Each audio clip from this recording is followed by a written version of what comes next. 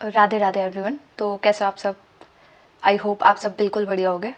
तो मुझे आप सभी को ये न्यूज़ देनी थी कि हमारी जो अभी थर्ड काउंसलिंग हुई थी पीजीआई की, तो उसका रिज़ल्ट आ चुका है।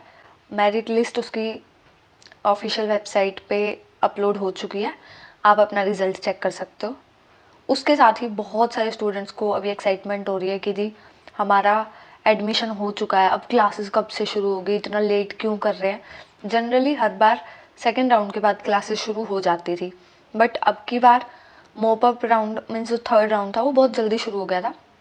तो इसीलिए थर्ड राउंड ख़त्म होने के बाद पहले 3 राउंड जो है, फर्स्ट सेकेंड और थर्ड, तीनों के स्टूडेंट्स को एक साथ क्लासेस शुरू कर दी जाएगी। ठीक है। और इसके बाद फर्दर राउंड्स होंगे या नहीं, और क्लास आपकी कब से शुरू है, एग्जैक्ट डेट क्या है, तो सब कुछ मैं इस वीडियो में बताने वाली हूँ।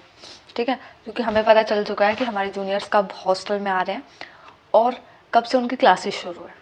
ठीक है। तो वीडियो को कंप्लीट देखना, सब कुछ क्लियर कर दूंगी मैं इस वीडियो में।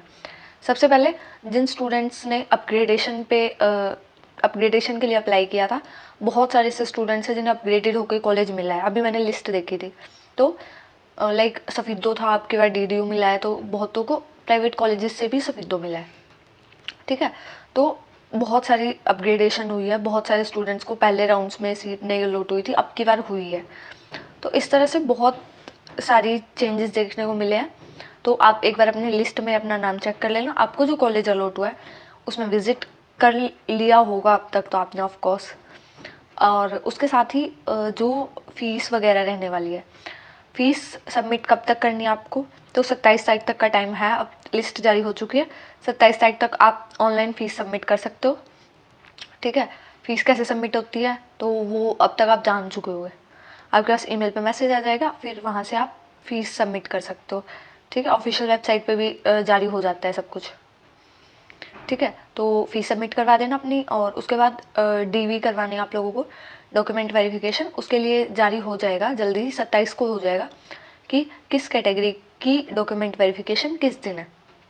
तो जिन स्टूडेंट्स को लाइक अपग्रेडेड होकर कॉलेज नहीं भी मिला है, कुछ स्टूडेंट्स को तो नो चेंज आ रहा होगा, तो वो अब की बार भी डीवी में अपनी फ़ीस रिसिप्ट वगैरह और जो कॉलेज में एडमिशन होने के बाद हमें एक स्लिप मिलती है वो ले जाना। ठीक है। और अपने जिन स्टूडेंट्स को पहले राउंड्स में सीट नहीं अलॉट हुई थी वो अपने डॉक्यूमेंट्स ले जाना। ठीक है। तो ये चीज़ कर लेना आप सभी लोग। और इसके साथ ही उसके बाद डॉक्यूमेंट वेरिफिकेशन के बाद जिन स्टूडेंट के डॉक्यूमेंट वेरिफिकेशन 30 को होने वाली है, 30 अक्टूबर को, उन स्टूडेंट्स को मेडिकल के लिए नहीं जाना है, मीन्स कॉलेज रिपोर्ट नहीं करना है। देखो क्या होता है, जब हमारी काउंसलिंग हो रही होती है तो उस टाइम पे सभी कॉलेजेस के जो प्रिंसिपल होते हैं वो पीजीआई में आते हैं। ठीक है। डॉक्यूमेंट वेरिफिकेशन जब चल रही होती है तो वहीं पे आपकी रिपोर्टिंग मान ली जाएगी, आपको दोबारा से रिपोर्ट करने की ज़रूरत नहीं है। जिन स्टूडेंट्स की 30 को डॉक्यूमेंट वेरिफिकेशन हुई, ओनली उन स्टूडेंट्स के लिए ये चीज़। ठीक है। और जिन स्टूडेंट्स की 28 को 29 को हो जाएगी, तो वो स्टूडेंट्स कोशिश करना अपनी डॉक्यूमेंट वेरिफिकेशन कराने के बाद जितना जल्दी हो सके उतना जल्दी अपना कॉलेज में रिपोर्ट कर देना। जिस दिन आप कॉलेज में रिपोर्ट करने जाते हो उस दिन क्या होता है, उस दिन आपका मेडिकल टेस्ट होता है। मेडिकल टेस्ट क्यों होता है, जो जिस भी कॉलेज में आप जा रहे हो तो वहाँ पे एडमिशन से पहले कॉलेज को आपका हेल्थ रिकॉर्ड मेंटेन करना होता है। तो उसी रिकॉर्ड के मेंटेनेंस के लिए आपका फुल बॉडी चेकअप होता है। इसमें हर तरह के टेस्ट होंगे, like eye test, blood test, ear test, smell sensation वगैरह भी चेक करते हैं, सब कुछ होगा। ठीक है। कंप्लीट चेकअप होगा आपका, एंड देन उस सब का रिकॉर्ड मेंटेन किया जाएगा। इसे मेडिकल कहते हैं। तो वो मेडिकल भी होता है जिस दिन आप कॉलेज में रिपोर्ट करने जाते हैं।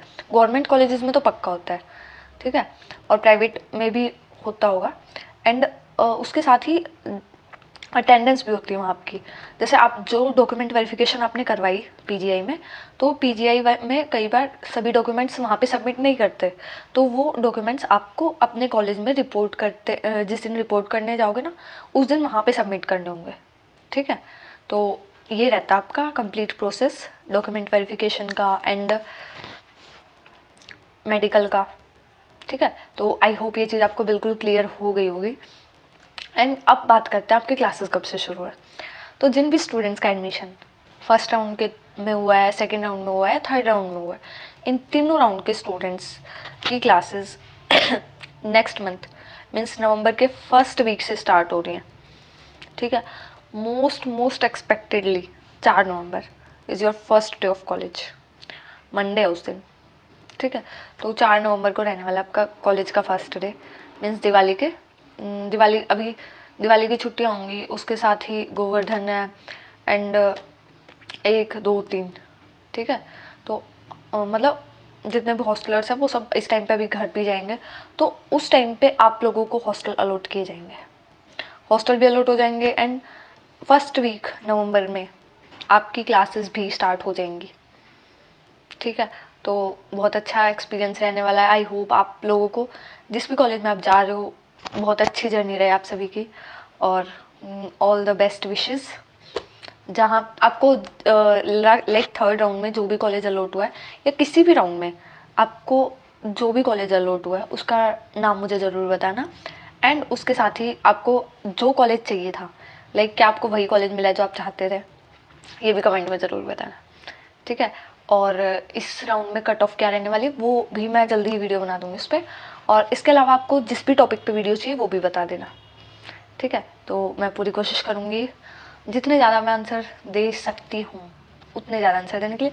और एक चीज़ रहेगी, बहुत सारे स्टूडेंट्स अब मुझसे ये भी पूछने वाले हैं, क्योंकि बहुत सारे कमेंट्स मैं पहले भी पढ़ चुकी हूँ इस चीज़ से रिलेटेड कि दी अभी थर्ड राउंड हुआ है तो इसके बाद फर्दर राउंड्स भी होंगे या नहीं होंगे, तो ये चीज़ मैं क्लियर कर देती हूँ। तो मैं फर्दर राउंड्स होंगे, डेफिनेटली होंगे, लाइक अब स्ट्रे राउंड शुरू हो जाएंगे, बट इस राउंड जितने भी फर्दर राउंड्स अब होंगे उनमें एक चीज़ ये रहने वाली है कि अब देखो लास्ट तक आते आते क्योंकि सीट्स बहुत कम बचने लगती हैं कॉलेजेस की, ठीक है।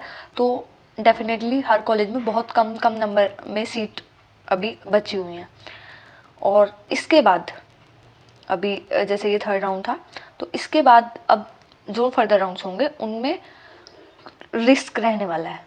लाइक जिस कॉलेज के लिए आप अप्लाई कर रहे हो अगर उस कॉलेज में उस कैटेगरी की सीट ही वैकेंट नहीं है तो ये बस दिक्कत रह सकती है, बाकी फर्दर राउंड्स तो होंगे ठीक है। जब तक कंप्लीट सीट फुल नहीं हो जाती तब तक राउंड्स चलते हैं कंटिन्यू, 1 या 2 मुश्किल से होंगे अब शायद राउंड। तो जो कॉलेज आपको अलॉट हुआ है अगर आप उससे सेटिस्फाई हैं तो उसमें एडमिशन ले लेना। बट देखो लास्ट में मैं एक छोटी सी एडवाइस सजेशन या कुछ भी समझो इसे ज़रूर बोलना चाहूँगी तुम्हें कि अगर आप एक फ्रेशर हो और इसी ईयर आपने सीईटी का एग्ज़ाम दिया था एंड आप चाहते हो कि आपका अच्छे कॉलेज में एडमिशन हो, बट इस राउंड तक आपको नहीं मिला है अब तक अच्छा कॉलेज अपनी व्हील के अकॉर्डिंग, तो एक ड्रॉप ले लो भाई। अगर तुम्हें लगता है कि तुम इस ईयर में खुद को ऐसे प्रिपेयर कर लोगे कि तुम बहुत अच्छे रेपुटेटेड कॉलेज में एडमिशन ले लो नेक्स्ट ईयर, तो एक ड्रॉप लेके तुम ये सोचोगे कि ड्रॉप में अगर मैं कहीं से कोचिंग लूँगा या कुछ भी करूँगा तो वहाँ पैसे खर्च होंगे, 1 साल जाएगा। बट यू शुड थिंक यार, अगर तुम किसी प्राइवेट कॉलेज में एडमिशन ले रहे हो, जनरली प्राइवेट कॉलेज की फ़ीस 1.5 लाख से कम नहीं होती, ठीक है। तो इतनी फीस से अब तुम खुद सोचो हर साल प्लस हॉस्टल चार्जेस अलग से, तो इसलिए खुद को प्रिपेयर कर सको अगर तुम गवर्नमेंट कॉलेज के लिए ट्राई करना, ठीक है। क्योंकि वहाँ कम फीस होगी, ज़्यादा से ज़्यादा तुम्हें क्लिनिकल प्रैक्टिस करने को मिलेगी, क्योंकि गवर्नमेंट कॉलेजेस का यही होता है तुमसे ज़्यादा क्लिनिकल करवाई जाती है, बहुत ज़्यादा। तो जितना ज़्यादा तुम्हें प्रैक्टिकल एक्सपीरियंस होगा तुम उस चीज़ में ज़्यादा इंटरेस्टेड और एंगेज्ड रहोगे, और फीस भी कम रहती है, ठीक है। तो एक बार घर वालों से एडवाइस लेके ज़रूर सोचना, लाइफ तुम्हारी है, फ्यूचर तुम्हारा है, ठीक है, जैसा तुम्हें ठीक लगे। तो कुछ भी डाउट हो, कुछ भी क्वेरी हो, कमेंट कर देना, मैं पूरी कोशिश करूँगी आंसर करने की, नहीं तो नेक्स्ट वीडियो बनाऊँगी। और कुछ भी पूछना हो पूछ लेना, ठीक है। मिलते हैं नेक्स्ट वीडियो में, till then bye bye, take care guys, Radhe Radhe.